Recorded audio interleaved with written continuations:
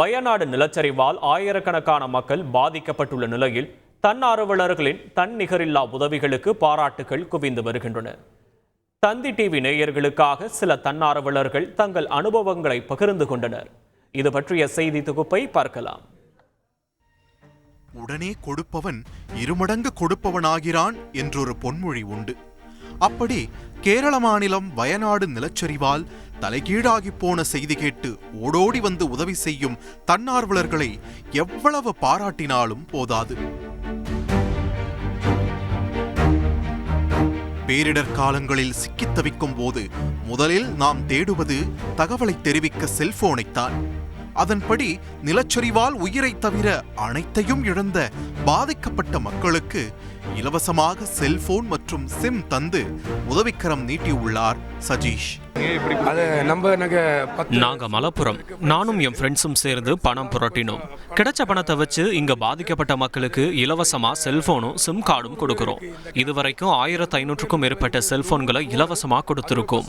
இங்க நடந்திருக்கிறது மிகப்பெரிய துயரம். மக்கள் எல்லாத்தையும் இழந்துட்டாங்க. அவங்களுக்கு ஏதாவது உதவி செய்யணும்னு நினைச்சு எங்களால முடிஞ்சதை செஞ்சுட்டு இருக்கோம்.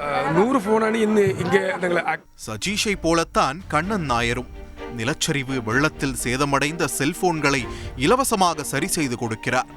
மீட்பு பணிகளில் ஈடுபடும் மீட்பு படையினர் தகவல்களை உடனுக்குடன் மக்களுக்கு கொண்டு போய் சேர்க்கும் பத்திரிகையாளர்கள், ஊடகவியலாளர்களுக்கும் இலவசமாக செல்போனை சரி செய்து தருகிறார் கண்ணன் நாயர்.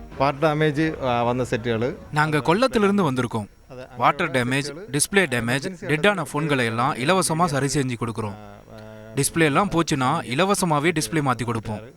1 மணி நேரத்தில் மட்டும் 30 செல்போன்களை சரி பண்ணி கொடுத்தோம். இதே மாதிரி 2 இடங்கள்ல சர்வீஸ் சென்டரை திறக்க போறோம். ஆனா இதுக்காக நாங்க ₹1 கூட காசு வாங்க போறது. சாதாரணமாக ஒரு செல்போனை பழுது பார்க்க கடைகளில் கொடுத்தால் எவ்வளவு செலவாகும் என்பது நாம் அறிந்ததே. ஆனால் இந்த தன்னார்வலர்கள் பணத்தை பொருட்படுத்தாமல் இலவச சேவை செய்வது நெகிழ வைக்கிறது. அண்டை மாநிலமான கேரளாவில் ஒரு பேரழிவு என்றதும் துடிதுடித்து போய் உதவிக்காக களத்தில் நிற்கிறார்கள் நம் தமிழக மக்கள். ஏராளமான சடலங்கள் இன்னும் மண்ணுக்கடியில் இருந்து மீட்கப்படாத நிலையில் சடலங்களை கண்டுபிடிக்க தெர்மல் இமேஜிங் தேவை என்பதை அறிந்து விரைந்து அங்கு சென்ற சென்னையைச் சேர்ந்த இளைஞர் ஆனந்த் சடலங்களை தேட உதவி செய்து வருகிறார். ஸோ நம்ம பாடி டெம்பரேச்சர் பார்த்தீங்கன்னா இப்போ டெட் பாடி டெம்பரேச்சர் வந்து 45 டிகிரி மேலே தான் இருக்கும் எப்படியா இருந்தாலும். இப்போ நார்மல் சர்ஃபேஸ் டெம்பரேச்சர் வந்து 32 பிலோ தான், 25, 28 அந்த மாதிரி தான் இருக்கும். சர்ஃபேஸ் டெம்பரேச்சர் நம்ம இதில் கவர் ஆகிற ஏரியா ஃபுல்லாக செக் பண்ணலாம். உலகில் பிறந்தது உதவுவதற்கே என்பதை உணர்ந்து பொதுநலத்தோடு உதவி கொண்டிருக்கும் இந்த நல்ல உள்ளங்களுக்கு வாழ்த்துகளும் பாராட்டுகளும். தந்தி தொலைக்காட்சி செய்திகளுக்காக செய்தியாளர் சிவசபாபதி. செய்திகளை உடனுக்குடன் தெரிந்து கொள்ள உடனே சப்ஸ்கிரைப் பண்ணுங்க.